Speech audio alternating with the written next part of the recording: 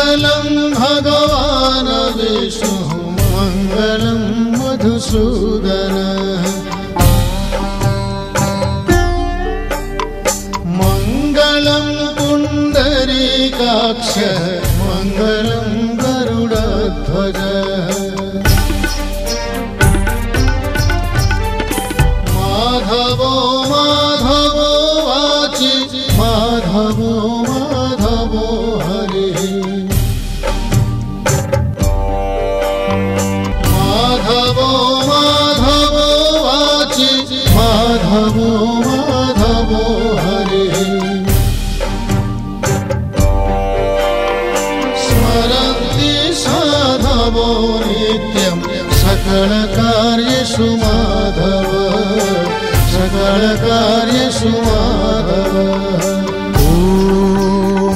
शुभमस्तु शुभमस्तु शुभमस्तु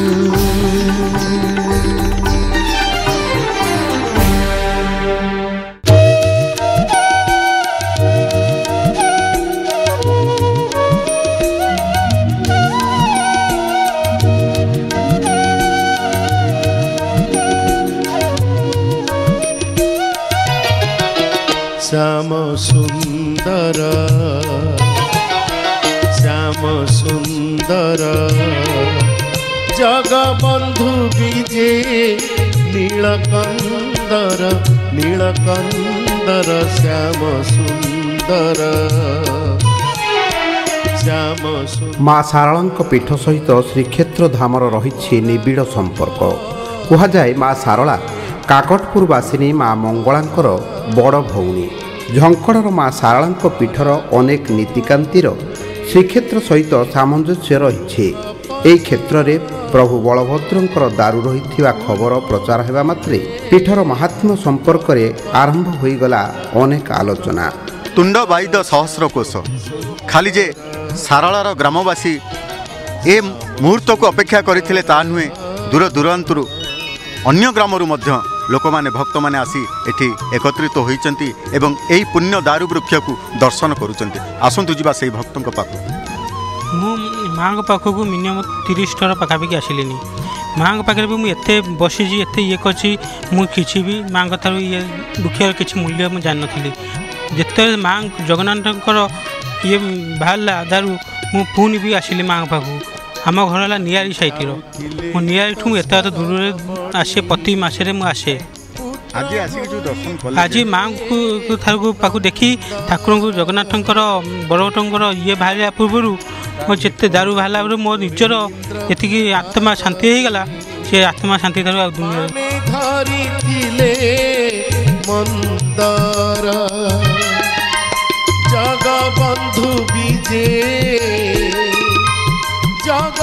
ମା ସାରଳାଙ୍କ ପୀଠ ଜନସମୁଦ୍ରରେ ରୂପାନ୍ତରିତ ହେଲା। ଏହି ଦାରୁ ଦର୍ଶନ ପାଇଁ ଦୂରଦୂରାନ୍ତରୁ ଲୋକମାନେ ଛୁଟି ଆସିଲେ। ସମସ୍ତଙ୍କ ମୁହଁରେ ଜୟ ଜଗନ୍ନାଥ ଧ୍ୱନି। ଶ୍ରୀ ଦାରୁଙ୍କୁ ପୂଜାର୍ଚ୍ଚନା ମଧ୍ୟ ଆରମ୍ଭ କରାଗଲା। ଶ୍ୟାମ ସୁନ୍ଦର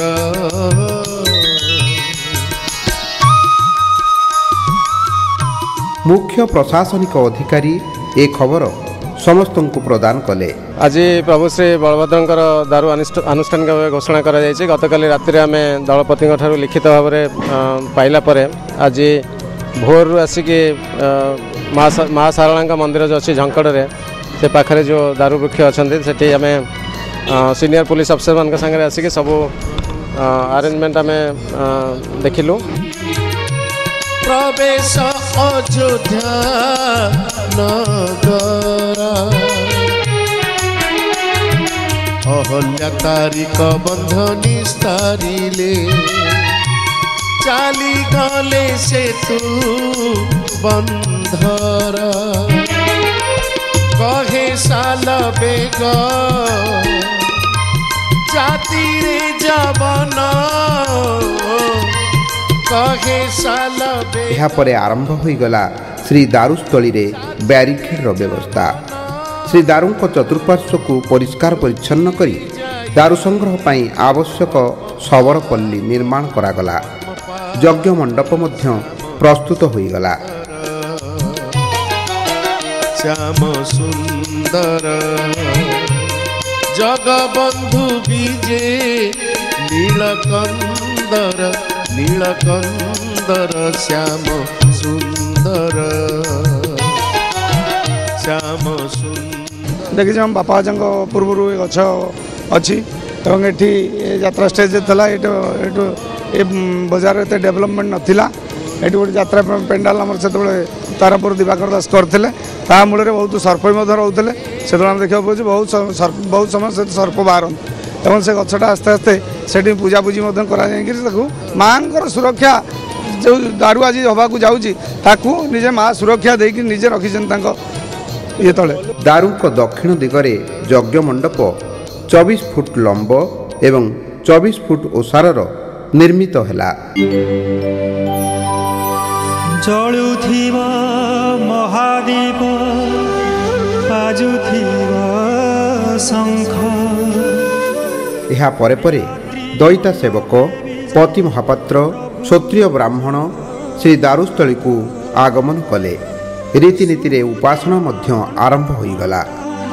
ମଙ୍ଗଳ ଆଳତି ମୋ ଆଖିରେ ନାଚୁଥିବ ଚତୁର୍ଦ୍ଧା ମୂରତି। ସେ କାଳରେ ସତେ ମୋର ଜୀବ ଜୀବ ଚାଲି ମୁଖେ ଗାଉଥିବି ଜୟ ଜଗନ୍ନାଥ ବୋଲି। ଦାରୁ ମିଳିବା ଖବର ଯେତିକି ପ୍ରଚାର ହେଲା ସେତିକି ମା ଶାରଳାଙ୍କ ପୀଠରେ ବଢ଼ିଲା ଭକ୍ତଙ୍କ ସଂଖ୍ୟା। ଜଗତସିଂହପୁର ଅଞ୍ଚଳବାସୀଙ୍କର ଆନନ୍ଦର ସୀମା ଥଳକୂଳ ଲଙ୍ଘିଗଲା। ଏ ଜନମେ ଯେତେ ପାତକ ଜିଲି କୃପା ଜଳେ ଦେବ ଧୋଇ। ଏ ଜନମେ ଯେତେ ପାତକ ଜିଲି କୃପା ଜଳେ ଦେବ ଧୋଇ।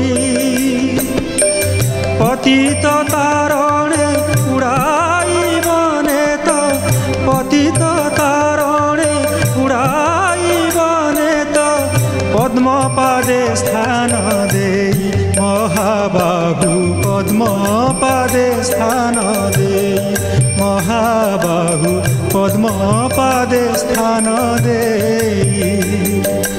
ଏ ଜନମେ ଯେତେ ପାତକ ଜିଲି କୃପା ଜଳେ ଦେବ ଧୋଇ।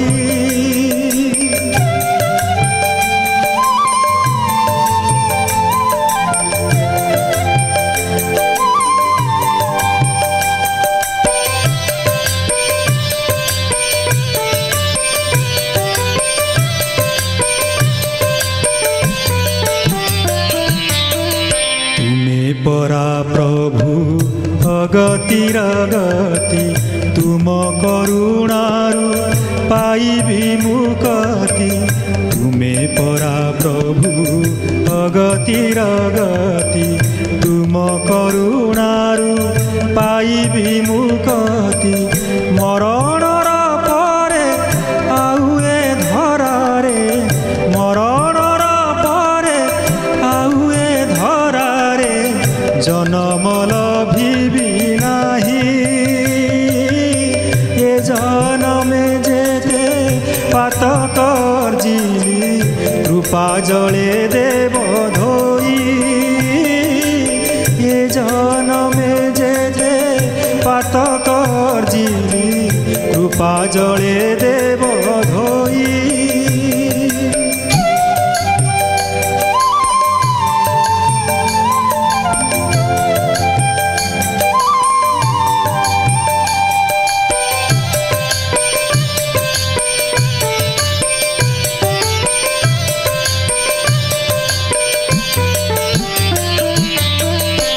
জ্ঞানী জনমু মাগুছি অভয় ମୋ ପାଇଁ ଏତିକି ହେଉ ଅନୁଗ୍ରହ। ଅଜ୍ଞାନୀ ଜନମୁ ମାଗୁଛି ଅଭୟ ମୋ ପାଇଁ ଏତିକି ହେଉ ଅନୁଗ୍ରହ। ବଡ଼ ଦେଉଳର ବେଢ଼ାରେ ରହିବି ବଡ଼ ଦେଉଳର ବେଢ଼ାରେ ରହି ସାରଳା ପୀଠରେ ଶ୍ରୀ ବଳଭଦ୍ରଙ୍କ ଦାରୁ ଚିହ୍ନଟ ହୋଇଥିବାରୁ ମନ୍ଦିର ସେବକମାନେ ମଧ୍ୟ ଖୁବ୍ ଆନନ୍ଦିତ ଥିଲେ। ଆମର ଏ ଅଞ୍ଚଳରୁ ଏ ଦାରୁଟି ଯାଇକିରି ବଳରାମ ରୂପେ ସେଠି ଗଢ଼ା ହେବେ। ଆମ ଏ ଅଞ୍ଚଳବାସୀ ତଥା ଆମର ସମସ୍ତଙ୍କର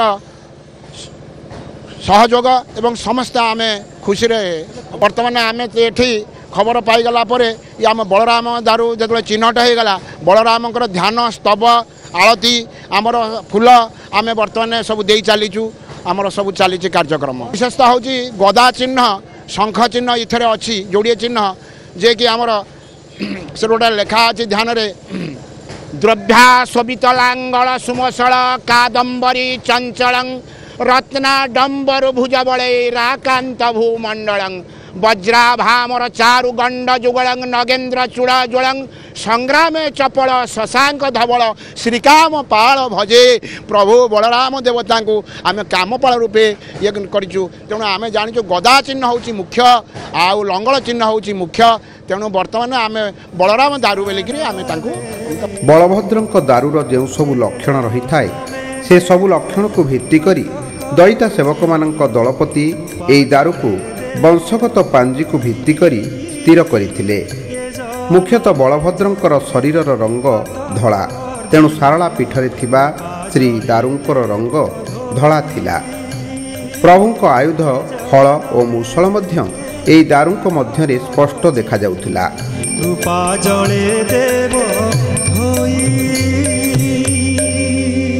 ଶ୍ରୀ ବଳଭଦ୍ରଙ୍କୁ ବ୍ରହ୍ମା ସ୍କନ୍ଦ ପୁରାଣରେ ସପ୍ତ ଫେଣାଯୁକ୍ତ ବୋଲି ଅଭିହିତ କରିଛନ୍ତି।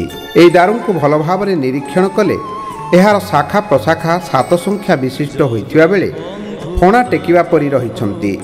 ତେଣୁ ଏହା ଉପଯୁକ୍ତ ଦାରୁ ବୋଲି ଦଳପତି ହଳଧର ଦାସ ମହାପାତ୍ର ବିବେଚନା କରିଥିଲେ।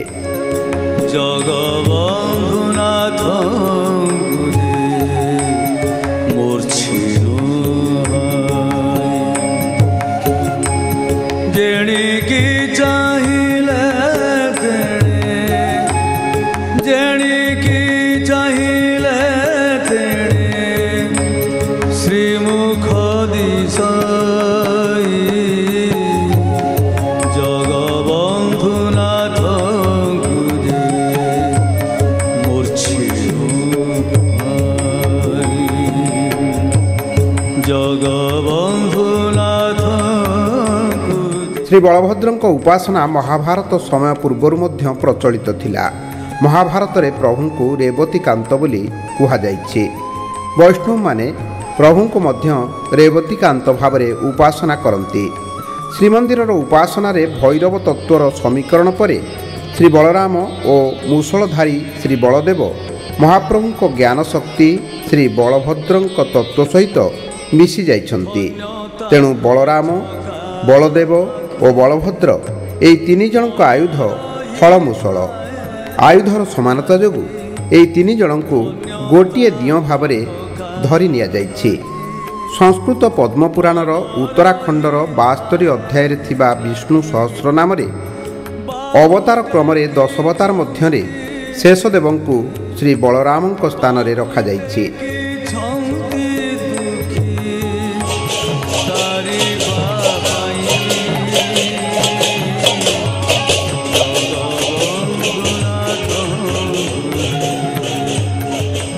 ସେହି ମହାରୁଦ୍ରଙ୍କର ଶ୍ରୀ ଦାରୁକ୍ଷେତ୍ର ମା ସାରଳାଙ୍କ ପୀଠକୁ ଭକ୍ତମୟ କରିଦେବା ସହିତ ଏଠାରେ ଦାରୁ ପୂଜନ ଆରମ୍ଭ ହୋଇଥିଲା। ରୀତିନୀତି ପରମ୍ପରାକୁ କେନ୍ଦ୍ର କରି ଶ୍ରୀ ସୁଦର୍ଶନଙ୍କ ଦାରୁକ୍ଷେତ୍ରକୁ ଆସିଥିଲା ଆଜ୍ଞାମାଳ।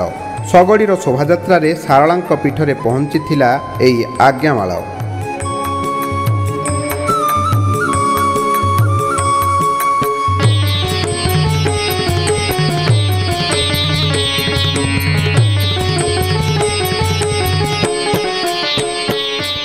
ଏ ଆଜ୍ଞାମାଳ ବର୍ତ୍ତମାନ ଆମର ସୁଦର୍ଶନଙ୍କ ଦାରୁ ବାଳ କାଟି 64 ଯୋଗୁନି ଦାରୁ ଛେଦନ ପରେ ସେଠାରେ ଆରମ୍ଭ ହେଲା ଦାରୁ ଯିବା ପ୍ରକ୍ରିୟା।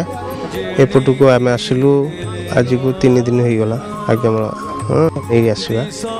ରାସ୍ତାରେ ତ ଖୁବ୍ ଆନନ୍ଦ, ଖୁବ୍ ଉତ୍ସାହ ଉଦ୍ଦୀପନାର ସହ ଲୋକମାନଙ୍କର ଯେଉଁ ଖୁସି ପ୍ରଭୁଙ୍କର ଆଜ୍ଞାମାଳ ଯାଉଛି ବୋଲି ଏତେ ଖୁସି ଯେ ତାହା କହିହେବ ନାହିଁ। ମାଆଙ୍କ ଶାରଳାଙ୍କର ପୀଠରେ ଏବେ ବର୍ତ୍ତମାନ ପହଞ୍ଚିଲୁ। ଖୁବ୍ ଆନନ୍ଦ ଲାଗୁଛି। ଲୋକଙ୍କର ଉତ୍ସାହ ଉଦ୍ଦୀପନା ଦେଖିଲେ ମନେ ହେଉଛି ପ୍ରଭୁଙ୍କର କୋଟି ଜନ୍ମର ପୁଣ୍ୟ ବଳରେ ମୁଁ ଆଜି ସ୍କୁଲରେ ଜନ୍ମ ହୋଇ ସେବକ ହୋଇ ତଢ଼ାକରଣ ରୂପେ ସେବା କରୁଛି।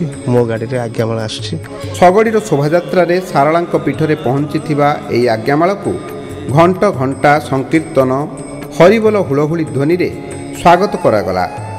ସମସ୍ତେ ଆନନ୍ଦରେ ମାତି ଉଠିଲେ। ରାଜଦାଣ୍ଡରେ ଶଗଡ଼ିରେ ଆସିଥିବା ଆଜ୍ଞାମାଳକୁ ଶ୍ରୀ ଦାରୁରେ ପ୍ରଦାନ କରାଗଲା। ଏହି ଦିନ ଥିଲା ଅକ୍ଷୟ ତୃତୀୟା। ଝଙ୍କଡ଼ବାସିନୀ ମା ଶାରଳାଙ୍କ ପୀଠ ଭକ୍ତମୟ ହୋଇଉଠିଲା ଏହି ପୁଣ୍ୟ ଅବସରରେ। কবি কল্পলতা রে মা বলে দোষ কর ক্ষমা, কবি কল্পলতা রে মা বলে দোষ কর ক্ষমা, যে মা বলে। ଦାରୁ ସଂଗ୍ରହରେ ଏକ ପ୍ରମୁଖ କର୍ମ ଯଜ୍ଞ କର୍ମ। ପ୍ରଥମେ ଶ୍ରୀ ଦାରୁଙ୍କୁ ପବିତ୍ର ଜଳରେ ସ୍ନାନ କରାଇଥିଲେ ଦଇତାପତି ସେବକମାନେ। ଜଗବନ୍ଧୁନାଥ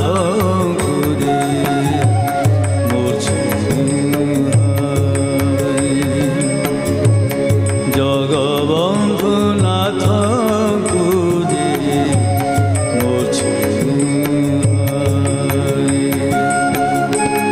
ଯେଣିକି ଚାହିଁଲେ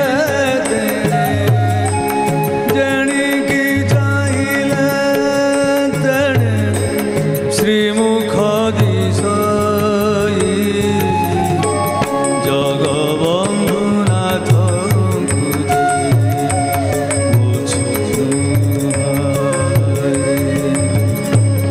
জগবন্ধুনাথ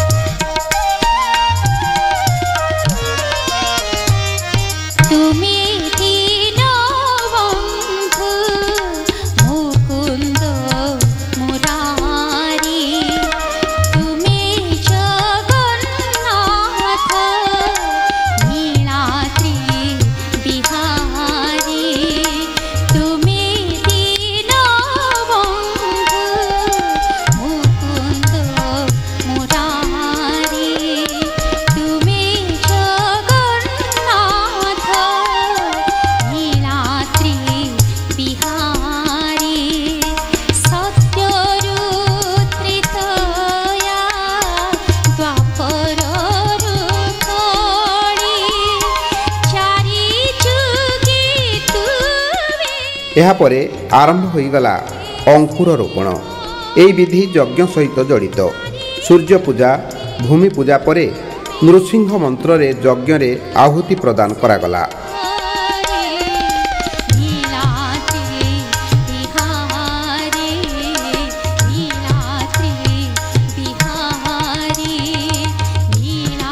ଶ୍ରୀ ବଳଭଦ୍ରଙ୍କ ଦାରୁ ନିକଟରେ ଏହି ଯଜ୍ଞ ସମସ୍ତଙ୍କୁ ଏକ ଭକ୍ତିଭାବର ଡୋରିରେ ବାନ୍ଧି ଧରିଲା। କ୍ଷତ୍ରିୟ ବ୍ରାହ୍ମଣମାନେ ପ୍ରଥମେ ନୃସିଂହ ମନ୍ତ୍ରରେ ଆହୁତି ପ୍ରଦାନ କଲେ। ଏହାପରେ ମହାନୃସିଂହ ମନ୍ତ୍ରରେ ଏଠାରେ ଆହୁତି ପ୍ରଦାନ କରାଯାଇଥିଲା।